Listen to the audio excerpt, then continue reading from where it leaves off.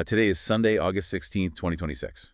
And the research and data collection we're diving into today covers the period from August 8 to August 15, 2026. Right. Welcome to Macroeconomy AI. Today's deep dive is titled AI Observatory, August 8/15, 2026. And man, this past week was intense. We saw an open source AI autonomously hunt for vulnerabilities in a nation's nuclear infrastructure. Which is terrifying, honestly. Yeah, completely. Plus, we saw a dominant AI provider hike their prices by like 1,100% overnight. And Google's Gemini just hit 1 billion users. Yeah, I mean, we are looking at a fundamental rewiring of the global economy here. The systems are scaling up, the subsidies are ending, and the geopolitical maneuvering is just intensifying across the board. It really is. We have a massive stack of sources to get through today. But before we start breaking down the mechanics of all these shifts, thank you to everyone tuning in. If you find these insights valuable, please take a moment to engage with the show. Drop a like, leave a comment. It really helps us out. And today's deep dive is brought to you by Technova Solutions. This channel, Macroeconomy AI, is dedicated to bringing a compilation of analyses and news on macroeconomics, technology, and artificial intelligence. And Technova is your partner in navigating the enterprise transition to ambient computing. Right, which is huge right now. Exactly. Ambient computing is when technology moves from a screen you stare at to a background environment that simply anticipates what you need. Technova helps future-focused companies integrate large language models securely and efficiently into their daily workflows. Well, let's actually start with that billion-user milestone, because that ties right into ambient computing. The sheer scale of adoption is altering consumer behavior at a real macroeconomic level. Yeah, so Google officially announced that Gemini surpassed 1 billion monthly active users. Wow. I know, right? It's the fastest-growing product in their entire history. But the raw number only tells half the story. The underlying data reveals this massive shift in how we actually interact with computers. How so? Well, 63% of these users are interacting by voice. Over half. That's crazy. Yeah. And the app is generating over 150 million images a day. But the most striking stat to me, and this is wild, 1 in 5 interactions on Gemini Live now involves the live camera or screen sharing.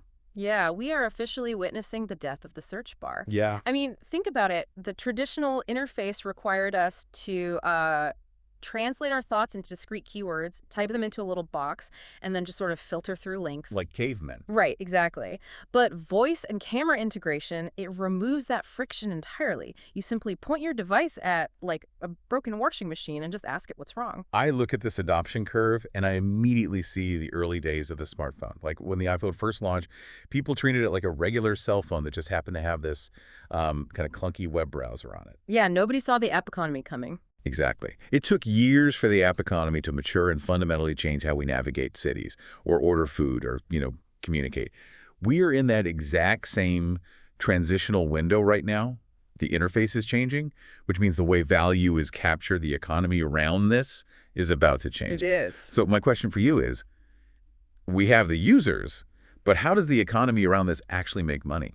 Well, that raises a massive economic dilemma for the companies running these models. Processing a simple text query is relatively cheap, but processing a live continuous video and audio stream through a massive neural network, right, that costs an astronomical amount of money. The compute power required to sustain 1 billion users doing that is just staggering. Which brings us to the core issue, right? Monetization. How do you pay for the servers? And OpenAI gave us one answer this week by rolling out ChatGPT ads for their free and Go tier users. Yeah, across the UK, Mexico, Brazil, Japan, and South Korea. Yeah.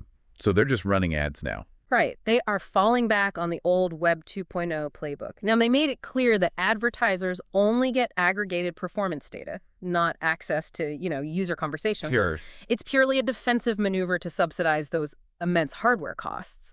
But relying on human eyeballs to view digital billboards is, it's an old paradigm.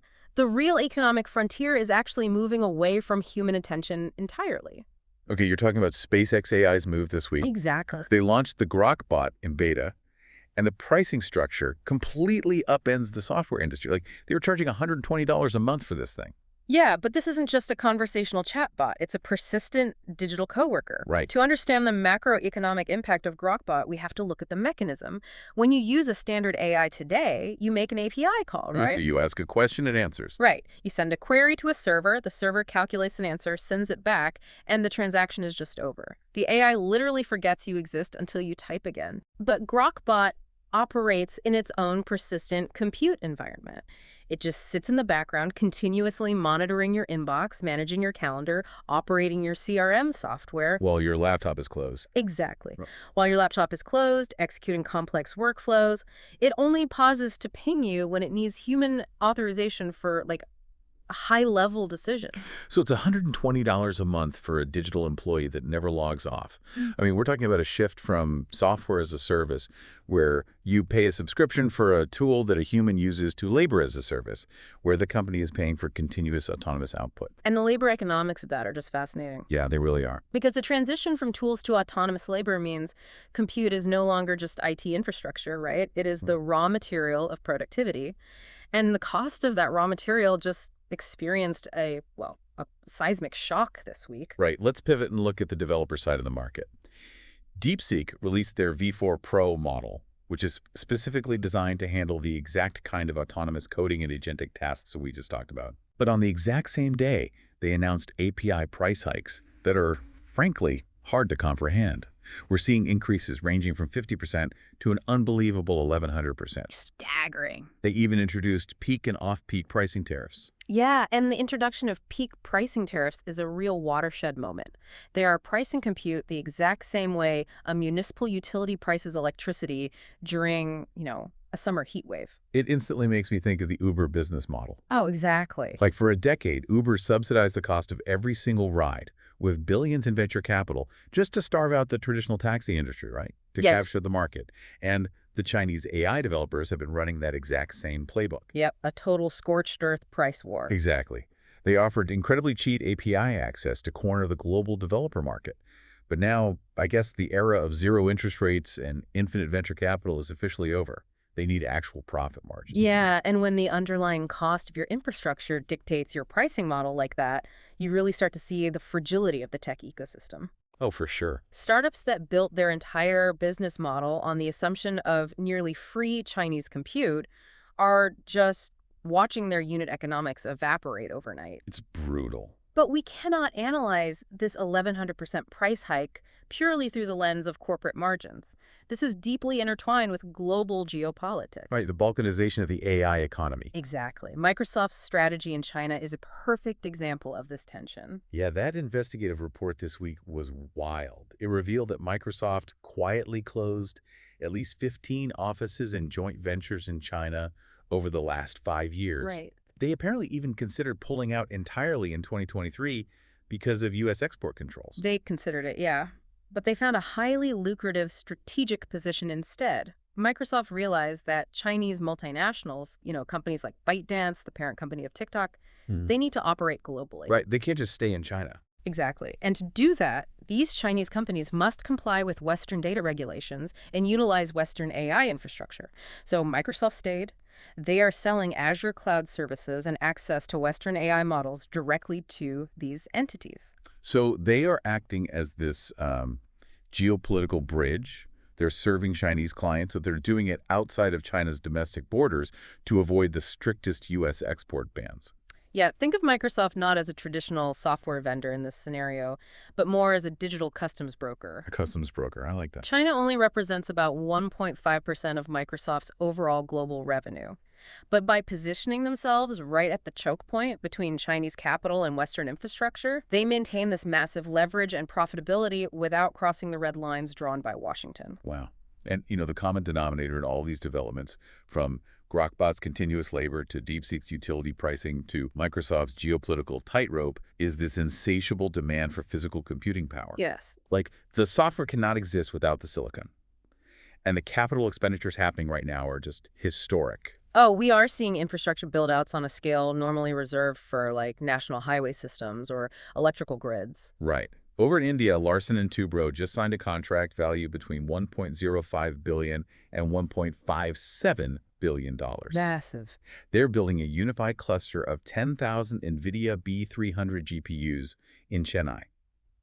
And this isn't even a state-funded project. It's being built for a U.S. infrastructure startup called Together AI. Yeah, deploying 10,000 B300 GPUs in a single facility creates an immense logistical challenge.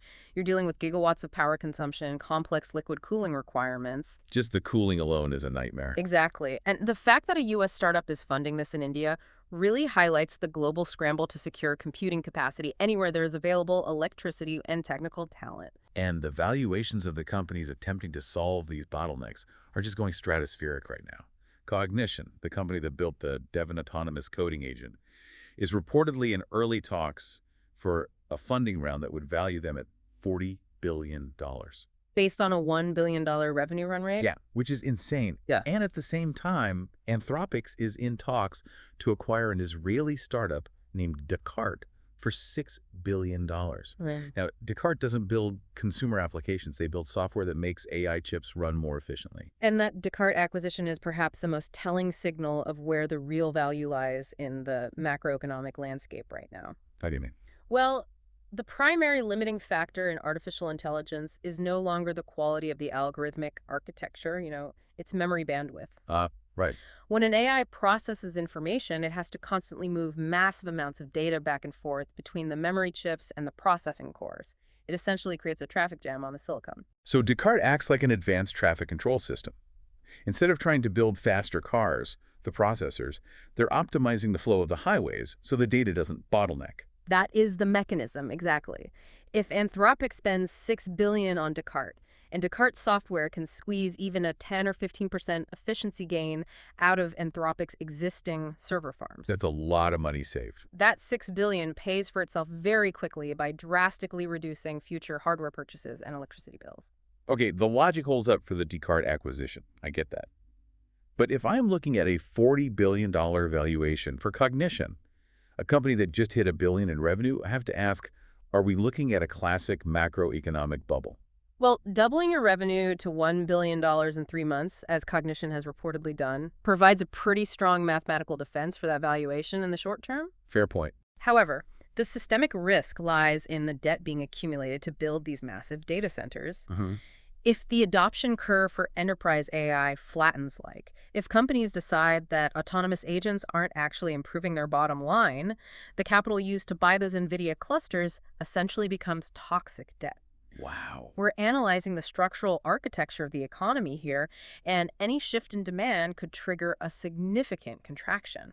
And just to be super clear to you listening, we are unpacking these market forces and structural changes for educational purposes only. Nothing we are discussing today is investment advice. Right, we are tracking the macro trends, not offering financial guidance. Exactly. So getting back to it, the vulnerability of these massive centralized compute clusters brings us to probably the most alarming development of the week. Yeah, this was dark. When you concentrate billions of dollars of economic infrastructure into a few digital choke points, you create incredibly lucrative targets. Absolutely. The cybersecurity incident in Taiwan demonstrates exactly what happens when these autonomous capabilities are weaponized. Yeah, so researchers detailed a 4-day cyber attack on Taiwan's government systems. The attackers utilized 2 open-source AI agents, Hermes and OpenClaw. Right. These agents hacked into 85 government accounts, extracted thousands of records, and then autonomously expanded their targeting to include Taiwan's nuclear regulatory agency and at least 7 major energy firms. The macroeconomic implications of an autonomous attack on a national power grid are just devastating. A successful breach doesn't just steal data, it immediately halts industrial production, logistics, and financial transactions across the entire region. Yeah, everything stops. Everything. And the defining characteristic of this attack was the autonomy of the agents. Right. The report explicitly stated that the AI tools were independently reevaluating their attack paths. Explain the mechanism behind that for us. How does an AI autonomously hunt for a vulnerability? It operates on an autonomous reasoning loop. So a traditional human hacker tries a method, hits a firewall, stops, analyzes the failure, and then writes a new script, right? Yeah, very manual. But the Hermes and OpenClaw agents automate that entire process. They hypothesize a vulnerability in the server, execute the code, and analyze the response. If the breach fails, the agent immediately feeds that failure back into its context window, updates its parameters, hypothesizes a new attack vector, and tries again. Almost instantly. Exactly. It executes this loop thousands of times a minute without needing a human to prompt it. And the corporate response to this threat has been pretty swift. OpenAI announced a major expansion of their Daybreak cybersecurity initiative, launching a new model called GPT 5.6 Cyber. The goal is to distribute frontier defense capabilities to enterprise security teams so they can counter these autonomous offensive loops. Which is going to be necessary. Yeah. And meanwhile, Anthropic announced they are embedding invisible watermarks into all text generated by Claude globally to comply with the European Union's AI Act. Yeah, the watermarking is an attempt to maintain provenance, to ensure systems can mathematically verify whether a piece of code or text was generated by a machine or a human. Right. But, I want to challenge the premise here a little bit. Okay, go ahead. We are talking about these AI agents as if they are unstoppable, flawless super geniuses relentlessly hacking into nuclear grids. But the data doesn't actually fully support that narrative. There was a major study published in the journal Nature this week that completely deflates the idea of perfect AI autonomy. Ah, yes. The automated science study provides a very necessary reality check on the current limitations of these reasoning loops. Yeah. Researchers took a system built on Claude Opus 4.8, which, is a highly capable model, and tasked it with independently conducting open-ended scientific investigations based on machine learning conference papers. Right. They actually had the original human authors of those papers grade the AI's final work. And the AI failed spectacularly. It scored mostly 1s and 2s out of 6. Yeah, and the failure wasn't due to a lack of knowledge, right? It was a structural failure in the very reasoning loops we just discussed. Exactly. The researchers noted that the AI kept getting trapped in endless hypothesis loops. It would select an initial idea, run experiments that proved the idea was fundamentally flawed, but the AI couldn't step back and reassess the big picture. It lacked intuition. Yes.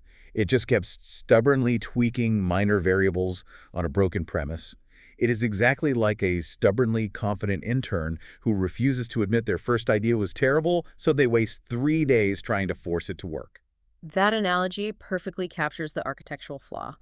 These models are built on predictive pattern matching. They are highly persistent, which is exactly why they are so dangerous in a brute force cyber attack on a Taiwanese server. Because they can test 1 million passwords a minute. Exactly. But they lack the flexible, abstract reasoning required to realize they are digging a hole in the wrong spot. True, open-ended problem solving, the kind that drives genuine scientific or economic innovation, is still heavily dependent on human intuition. Right. So we have a technology that is simultaneously flawed enough to fail a basic science project, yet persistent enough to threaten a nation's nuclear infrastructure. Yeah, it is a highly volatile combination, and sovereign nations are no longer willing to sit on the sidelines. Which makes sense. Relying on a handful of megacorporations for foundational economic infrastructure presents an unacceptable national security risk. We are seeing a forceful sovereign response to decentralize this power. Yeah, look at Brazil. Yeah. President Lula held a major summit this week at the presidential palace to push forward the Brazilian Artificial Intelligence Plan, the PBIA. They're committing 23 billion reais, which is billions of dollars between 2024 and 2028. Wow. Yeah. The explicit goal is to ensure Brazil controls its own technological destiny rather than becoming entirely dependent on foreign compute. And, the push against centralization isn't only coming from nation-states. Meta planted a massive philosophical and structural stake in the ground this week regarding how this technology should be distributed. Oh, Mark Zuckerberg's manifesto. Yes. He released a 6,500-word manifesto titled "The Future is for Everyone." He argued that personal superintelligence must be distributed widely to prevent a monopoly by elite entities. Right. And to prove his point, Meta released Muse Glimmer, a 30 billion parameter open weights model. And the term open weights is critical here, right? Absolutely. Meta isn't just releasing a chatbot interface. They are releasing the actual neural network architecture, the internal weights and connections that define how the model thinks. So anyone can use it. Yes. Anyone with a reasonably powerful personal computer can download Muse Glimmer and run it locally, completely disconnected from the internet. They can modify it, study it, and build businesses on top of it without paying API fees to a central authority. It's a clash of economic ideologies. Yeah. On one side, you have the closed models, arguing that centralization is necessary for security and to prevent things like the Taiwan hack. Right. On the other side, you have the open source movement, arguing that democratization is the only way to ensure a fair global economy. And the ultimate macroeconomic value of artificial intelligence will not be found in which billionaire controls the largest data center. The true value will be measured by inclusion, how effectively this technology lowers the barriers to entry for marginalized groups to participate in the global economy. That leads directly into one of the most impactful breakthroughs of the week, I think. Google DeepMind rolled out a new model called SL2T on their Pixel 11 phones. It translates American Sign Language directly into text, right on the device's keyboard. Yeah, the mechanics of this are a perfect demonstration of that ambient computing we talked about earlier. They trained the model on over 100,000 hours of signing data across 50 different sign languages. So a deaf user can prop up their phone, sign naturally into the camera, and the SL2T model translates those complex spatial gestures into fluid text in real time. That's incredible. It allows them to dictate emails or messages the exact same way a hearing person uses voice dictation. And when you remove friction from communication like that, you expand the labor pool. Yeah. You have a community that has historically faced significant hurdles in digital workplaces. Yeah. By embedding this translation directly into the mobile operating system, you instantly integrate millions of people into the broader economic workflow. This is where the technology stops being a novelty and starts acting as a catalyst for tangible GDP growth. Absolutely. Well, we have covered a massive amount of ground today. We analyzed the transition from software tools to autonomous labor with Grokbot. We looked at the brute reality of utility pricing with DeepSeek, the sheer scale of the infrastructure build-out, the terrifying persistence of autonomous cyber attacks, and the drive for digital sovereignty and inclusion. Yeah, the overarching narrative is that artificial intelligence has fully transitioned into load-bearing economic infrastructure. The experimental phase is, well, it's over. We are now in the deployment phase, and that brings the harsh realities of geopolitical conflict, energy constraints, and systemic security risks. We are building the airplane while we are flying it. Really are. So I want to leave you with a final thought to consider. We saw how open source agents like Hermes and OpenClaw are already persistent enough to autonomously attack a power grid. We also saw SpaceX AI launch Grokbot as a persistent digital employee. So what happens to the value of human labor when autonomous background agents become a standard, unquestioned tool on every single corporate laptop in the world? How does the global economy adapt when persistence is practically free? An essential question for the years ahead. And before we conclude, I must present our mandatory disclaimer. Please note, this content is exclusively informative and educational, compiling public market data, projections, and analyses. This material does not express any ideological bias and is not investment, financial, legal, or tax advice of any kind. Economic and technological projections are subject to frequent revisions based on new market data, and past performance does not guarantee future returns. The goal of this MACE is to introduce concepts and stimulate academic and professional debate. Strategic and financial decisions require in-depth, personalized analysis. Therefore, always consult qualified professionals and specialists before making any decisions. Thank you so much for joining us for this analysis. That was today's Macroeconomy AI. We'll leave it here. You all stay well and keep an eye out for our new broadcasts. Subscribe to our channel, access the links, and follow Macroeconomy AI on social media. Bye. Bye.